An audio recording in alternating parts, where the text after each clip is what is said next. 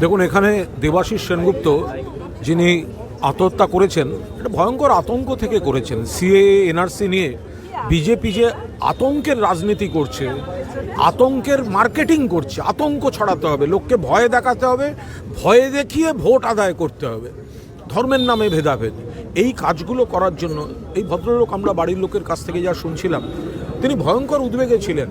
একটা ট্রমা, একটা আতঙ্ক, একটা উদ্বেগ, পায়ের তলা থেকে মাটি সরে যাবে, মাথার উপর থেকে ছাদ চলে যাবে। উনি বলতেন, আমি ডিটেনশন ক্যাম্পে যাব না, আমি জেলে যাব না, আমি বাড়ি থেকে যাব না, আমি অন্য দেশে যাব না।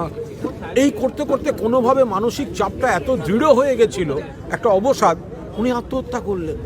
এর দায় সম্পূর্ণ এই যারা সিএএ এনআরসি নিয়ে খেলছে, যারা আধার কার্ড ডিঅ্যাক্টিভেট করে দিয়ে আতঙ্ক ছড়াচ্ছে, যারা এই ধর্মের নামে ভেদাভেদের রাজনীতিটা করছে, তারা হচ্ছে এর জন্য দায়ী।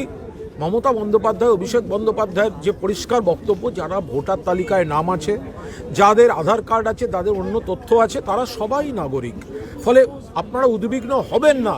আর বিজেপিকে আমরা বুঝে নেব, বিজেপিকে দুর্বল করতে হবে, তৃণমূলকে শক্তিশালী করে এই লড়াইটা দিতে হবে। এটা শুধু রাজনীতি, একটা ভোটের লড়াই নয়, এটা বেঁচে থাকার লড়াই, এটা অস্তিত্বের লড়াই, এটা নিজের সমাজের, দেশকে অটুট রাখার লড়াই। আমাদের কথা যে ঠিক, সেটা আজকে প্রমাণ হয়ে গেল এই মর্মান্তিক আত্মহত্যার ঘটনায়।